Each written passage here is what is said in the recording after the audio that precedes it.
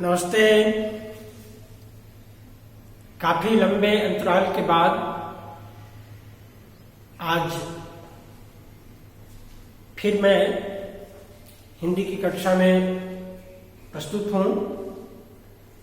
आज हम लोग पढ़ेंगे राम लक्ष्मण परशुराम संवाद का पहला जो दोहा है, रे नृप बालक काल बस बोलत त्वहि संभार। ये पिछले एपिसोड में हमने पूरा कर दिया था वहां तक। आज उससे आगे हम लोग देखेंगे लखन कहा हंसी हमरे जाना से लेकर के परस मोर अति घोर तक आज हम लोग पढ़ेंगे। जैसा कि मैंने आपको पिछली कक्षा में बताया था कि लक्ष्मण की बातों से परशुराम जी का क्रोध और अधिक बढ़ जाता है और वो गुस्से में आकर कहने लगते हैं कि राजा के लड़के, तुम्हारे माथे पर काल नाच रहा है, तुम संभल करके नहीं बोलते हो। शिव का धनुष ही मेरे लिए सबसे बड़ी संपत्ति है और शिव के इस महान धनुष को तुम धनु ही कहते हो, साधारण धनुष कहते हो।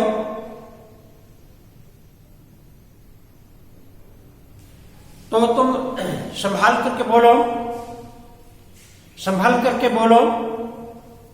इस पर लक्ष्मण जी फिर हंसने लगते हैं और हंसते हुए, चिढ़ाते हुए परशुराम जी से कहते हैं, लखन कहा हंसी हमरे जाना, सुनहु देव सब धनुष समाना।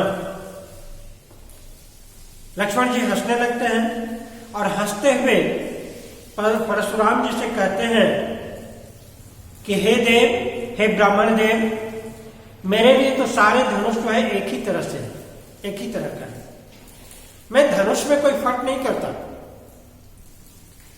काछति लाभ जून धन तोरे। जून का अर्थ होता है पुराना। जून का अर्थ है, जून का अर्थ है पुराना। तो काछति लाभ जून धन तोरे, देखा राम नयन के भोरे। लक्ष्मण जी श्री राम की तरफ देखते हुए कहते हैं परशुराम जी से कि ये पुराने धनुष को टूटने से क्या लाभ और क्या हानि। आप तो व्यर्थ का क्रोध कर रहे हैं। ये धनुष इतना ही पुराना था कि छुअत टूट रघुपति न दोषो।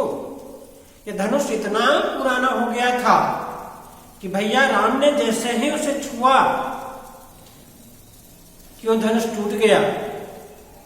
मुने बिनु काज करिए कित रोसु। आप बिना मतलब का आप कितना गुस्सा करते हैं। आप का ये गुस्सा करना व्यर्थ है। उसकी बात पर, लक्ष्मण जी की बात से परशुराम जी पुनः क्रोधित हो जाते हैं और अपने फरसा दिखाते हुए वो कहते हैं, अपने फरसा, अपने परशु को लक्ष्मण से दिखाते हुए कहते हैं, रे सच सुना स्वभाव न मोरा। अरे दुष्ट लड़का, तू मेरे स्वभाव के बारे में नहीं जानते। बालक बोल बधाओ नहीं तो हूं। बच्चा समझ करके मैं तुम्हारा वध नहीं कर रहा हूं। कौन कह रहे हैं? परशुराम जी कह रहे हैं कि बालक बोल बधाओ नहीं तो ही।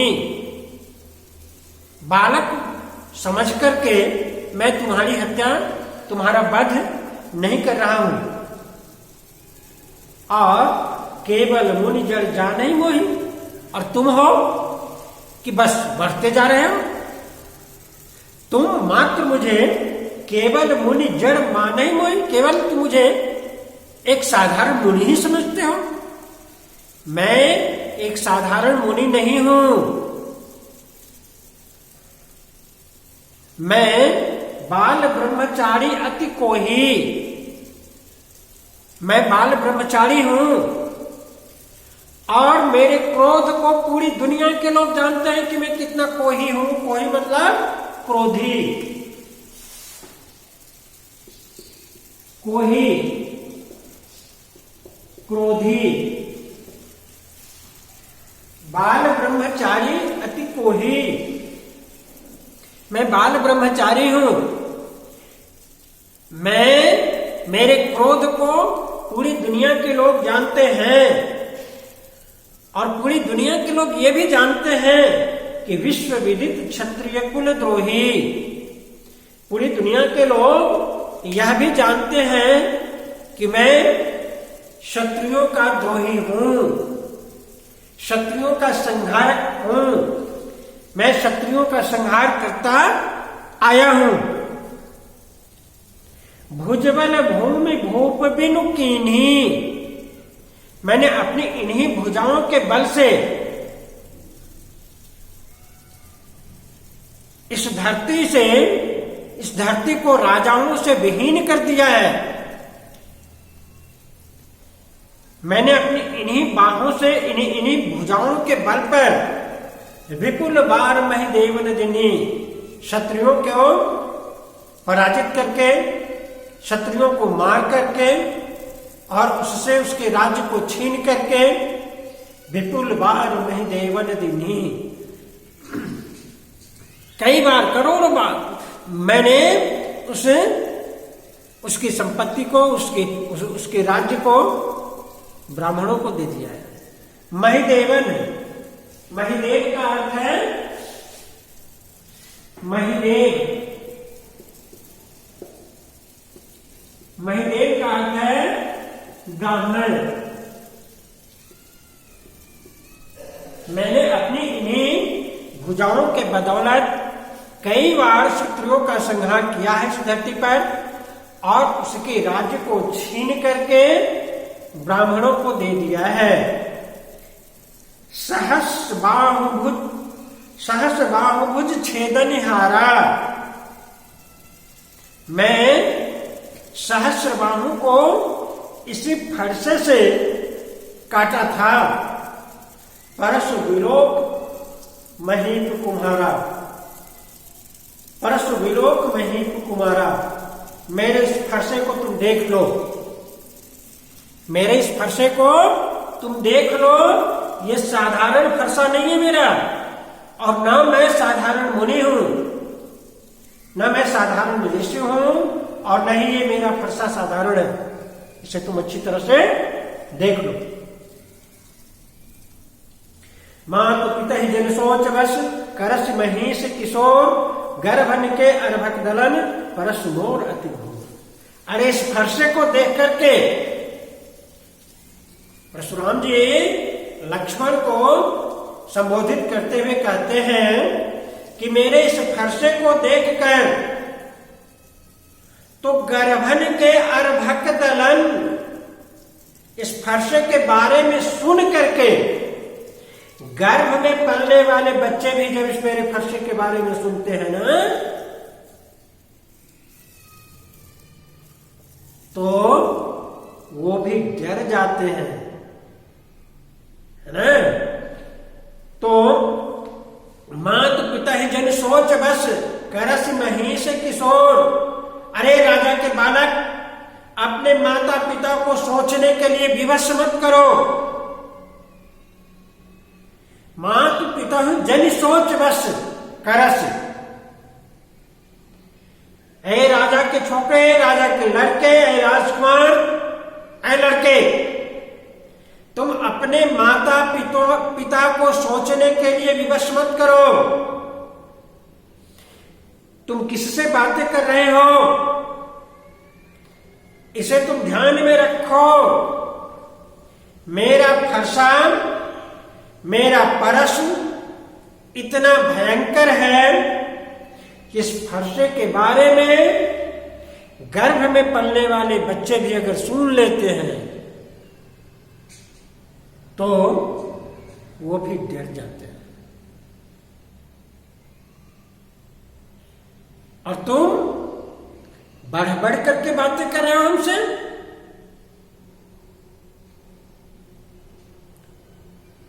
एक बात पुनः, जब परशुराम जी कहते हैं कि तुम्हारे माथे पर काल नाच रहा है, तुम संभल करके बोलो। जिस शिव के धनुष को पूरी दुनिया के लोग जानते हैं, श्रेष्ठ समझते हैं, उस शिव के धनुष को तुम धनु ही कहते हो, छोटा सा साधारण धनुष कहते हो। मैं तुझे छोड़ूंगा नहीं। यहां रौद्र रस है। परशुराम जी का रौद्र रूप हमारे सामने प्रस्तुत हुआ है। उनकी इस बात से लक्ष्मण जी हंसने लगते हैं। यह हंसी चिढ़ाने वाली हंसी है। और फिर वो कहते हैं परशुराम जी से कि मेरे लिए तो धनुष में कोई अंतर नहीं है, कौन शिव का धनुष है और कौन किसका धनुष है, वो मैं फर्क नहीं करता। मेरे लिए तो सारे धनुष एक जैसे हैं। और रही बात धनुष को टूटने की, तो ये धनुष इतना पुराना ही हो गया था कि भैया श्री राम ने जैसे ही इस धनुष को छुआ कि वो धनुष टूट गया। इसके टूटने में, इसके तोड़ने में भैया श्री राम का कोई दोष नहीं है। और आप हैं कि व्यर्थ के इतना क्रोध कर रहे हैं। उनकी इस बात पर पुनः परशुराम जी क्रोधित हो जाते हैं और अपने फरसे को दिखाते हुए कहते हैं कि तुम बड़ी बढ़ चढ़ करके बातें करते हो।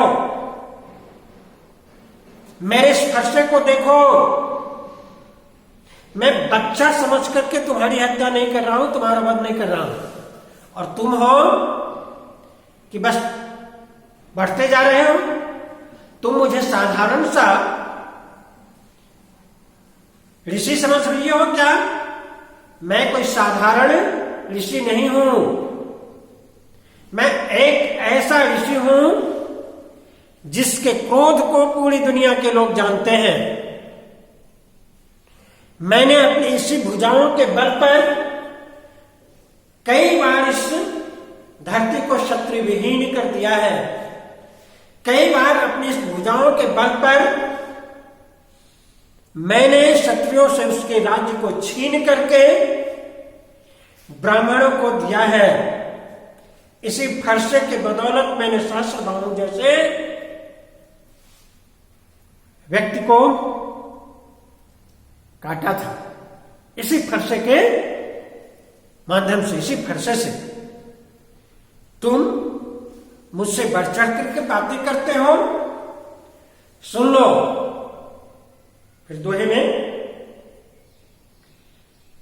तुम तो व्यर्थ के अपने माता पिता को सोचने के लिए विवश करते हो। मैं तुझे बच्चा समझ करके छोड़ रहा हूं। अरे राजा के बालक अपने माता पिता को सोचने के लिए विवश मत करो।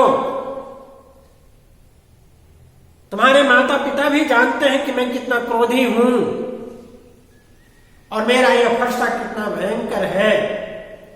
मेरे इस फरसे के बारे में माता के गर्भ में पलने वाले बच्चे भी जब सुन लेते हैं तो वो भी डर जाते हैं। और तुम हो कि बढ़ बढ़ करके बातें करते हो। अपनी लंबी जुबान को तुम बंद करो, बढ़ बढ़ करके बातें करना बंद करो। आइए अब थोड़ा सा देख लेते हैं कि कहां पर कौन सा अलंकार है।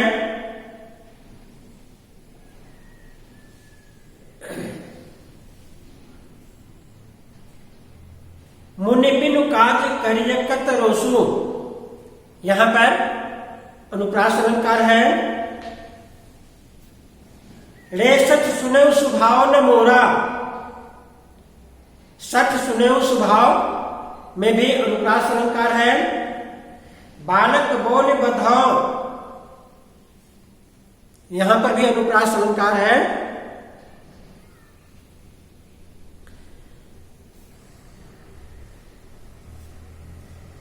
और पूरे ही यहां जो दोहे और जो चौपाई है उसमें वीर रस का परिपालन किया गया है। वीर रस की यहां पर प्रस्तुति है। आज की कक्षा में बस इतना ही। अगली कक्षा में हम लोग बात करेंगे आगे के, जिसमें फिर से लक्ष्मण जी परशुराम जी को चिढ़ाने का काम करते हैं।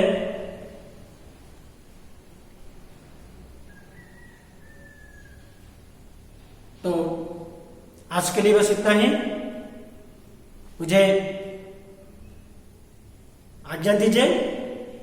धन्यवाद।